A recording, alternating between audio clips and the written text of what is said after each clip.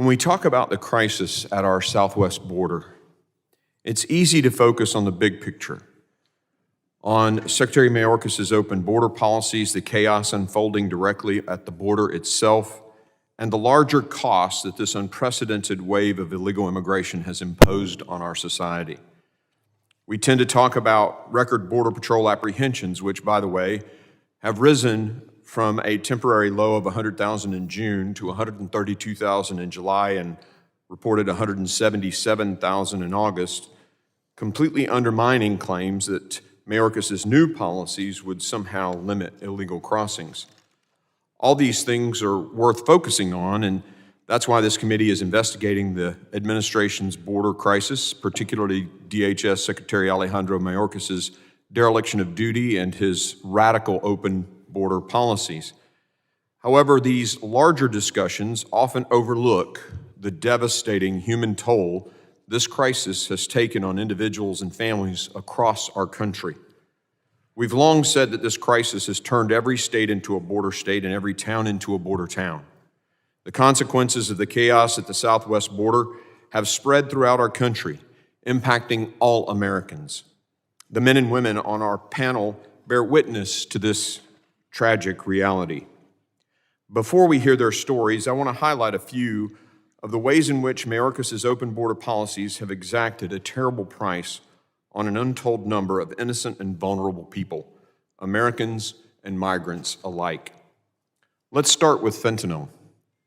Phase 2 of this committee's investigation established that the Mexican cartels have taken unprecedented control of our southwest border and have used that control to push record amounts of fentanyl across the border and into our communities. Tens of thousands of Americans are dying from fentanyl poisoning, often without knowing they're consuming the drug in the first place. And DHS has said they think they're only catching 5 to 10% of the fentanyl crossing our border. The CDC predicted in May that opioid overdose deaths, including those from fentanyl, increased in 2022 to nearly 83,000. The cartels are killing Americans, particularly young people, one poisoning at a time. Yet, where's the outrage from Mayorkas? Where is the action? The cartels have exacted a heavy price from the very migrants that they smuggle and traffic across the border. At least 1,700 migrants have been found dead on U.S. soil under this administration's policies. CBP stopped publicly reporting this statistic after FY21, but I'm calling on them to report this figure once again so the American people understand the human cost of this open border. Former Border Patrol Chief Rodney Scott recently told this committee, and I quote, "Chaos kills people, and we created a chaotic border situation," end quote. Sadly, the numbers show that he's right. Migrants are also being abused and exploited to an unprecedented degree. Women and children are being sexually assaulted along the journey, while others who eventually make it to the United States are lured or coerced into sex slavery. According to the New York Post reports, brothels are operating in broad daylight in Sunset Park, Brooklyn, where immigrants are reportedly coerced into prostitution. CBP has recorded a historic number of encounters of unaccompanied minors at the southwest border since Mayorkas took the helm. He announced he would release these children into the United States instead of sending them home to their families. Around 400,000 since February 21. Talk about separating families. This secretary has separated 400,000 children from their families. Between DHS and the Department of Health and Human Services, hundreds of thousands of these kids have been released into the interior, often to individuals who have no business taking care of a minor. Tragically, many of these children have been placed into exploitive situations, often because the Biden administration has Mayorkas eliminated basic safety protocols from the vetting process. As one DHS official said back in 21, and I quote, "This administration wants these families and kids released quickly. That is their number one goal. So they are not going to do anything to slow that process down," end quote. The Biden administration cares more about politics than ensuring minors are not exploited and abused. And make no mistake, they certainly have been to a horrific degree. Under Mayorkas' leadership, they are reporting that they've lost track of 85,000 UACs after release. A Florida grand jury investigation into the handling of these minors found that in one case, 100 children were sent to the same address in Austin, Texas. 100 kids. Other addresses, 44, 25. These minors themselves are being pushed into servitude of all kinds, from the sex trade to forced labor. As the New York Times, not known as a conservative bastion, by the way, reported extensively earlier this year. Our committee has been digging into this issue for months now, and let me tell you, when we publish our findings, the American people will be shocked and disgusted at how Secretary Mayorkas' policies have explicitly led to the mass trafficking, exploitation, and abuse of vulnerable minors. It is truly horrifying. I cannot understand why this president remains confident in a secretary who has put so many American lives into the crosshairs of the cartels. Then there's the toll on law enforcement across this country. No professional group has been hit harder by Mayorkas' border crisis than federal, state, and local law enforcement. Consider that Border Patrol suicides have reached a record high. Suicide is a complex and heavy topic, one that I take very seriously as a veteran who has been working hard against veteran suicide for decades. This committee will always address it with the utmost respect and never through the lens of politics. But as a former Border Patrol official and spouses have told us, the strain and demands placed on these agents by the ongoing crisis have created an environment in which agents face untold trauma, anxiety, and depression. Those three words, trauma, anxiety, and depression, were words used by the wife of a Border Patrol agent earlier this year when telling us, this committee, what agents experience today at the border. They deserve so much better. CBP officials have also increasingly been forced to conduct rescue operations to save those crossing illegally. This fiscal year alone, CBP has conducted more than 28,000 rescue operations just to date. That's up from 5,297 in FY19. In FY21, it was only 13,256, and in 22, 22,522. See a trend here?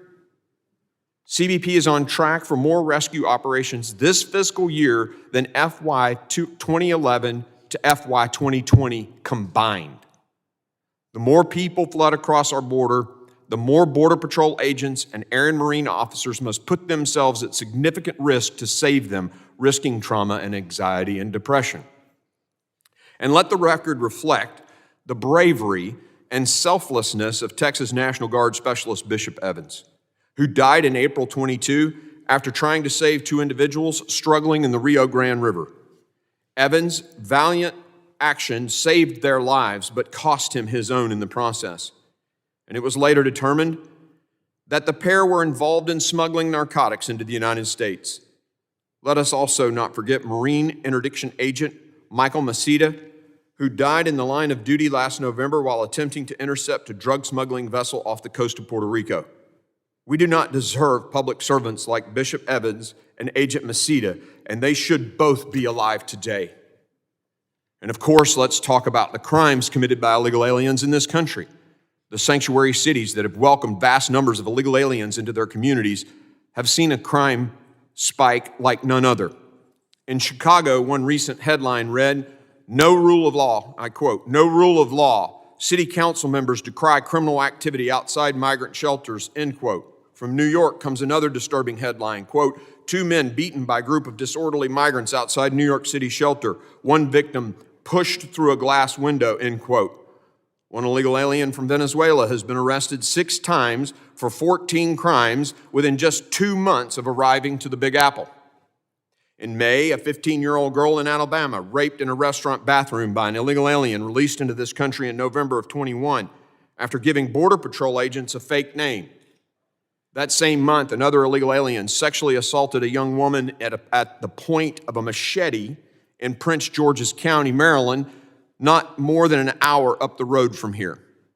Last year, 21-year-old Kayla Hamilton of Maryland was raped and murdered by an illegal alien who was also a member of MS-13.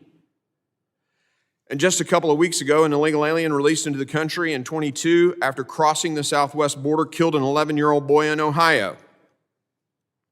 A family in my own state who lost their own son to an illegal alien's reckless driving has been working tirelessly ever since to shine a light on the crimes committed by those unlawfully present in this country. I specifically want to thank Wendy Corcoran and her family for their efforts to honor their son, Pierce, whose life was taken by an illegal alien. We need more patriots like Wendy, who will do the work many local officials often can't or won't. These crimes are real. The tragedy and the trauma caused by these illegal aliens will last lifetimes. During our last hearing, some of our colleagues across the aisle said they were embarrassed that we were holding more hearings about the impact of this crisis on the American people. They claimed such oversight was a waste of time. I and the majority of the American people strongly disagree. In fact, numerous Democrats, state and local leaders have had enough. New York City Mayor Eric Adams, and I quote, "We are facing an unprecedented state of emergency. We are past our breaking point. New Yorkers' compassion may be limitless, but our resources are not." Massachusetts Governor Maura Healey, quote, "There now exists in the Commonwealth a state of emergency due to rapid and unabating increases in the number of families with children and pregnant women, many of them new arriving migrants and refugees living with the state but without the means to secure safe shelters in our communities." Chicago Alderman Raymond Lopez, "We know the buses keep coming in every day, and we know that we have 1,000 people in police stations right now with no clear plan for what to do and no way of paying for whatever's coming down the pipe," end quote. Hearing the stories of Americans victimized by Mayorkas' open border is not a waste of time. Their lives are worth whatever energy we can exert to inform the American people of the travesty of this secretary's failures to follow the laws passed by this Congress and uphold his oath to protect the American people. I hope we inform the president and perhaps he fires Mayorkas or replaces him with someone who at least cares enough to understand the cartel strategy. Secretary Mayorkas actually admitted here he didn't know or recall. Holding him accountable for causing this humanitarian disaster is not a waste of time. Today, everyone on this committee has a choice: continue to ignore the horrific consequences of the border crisis or address the human tragedies caused by our wide open border that impact everyone in our districts. This shouldn't be a partisan issue. We must deal with the human cost of this terrible crisis, and we must do so now.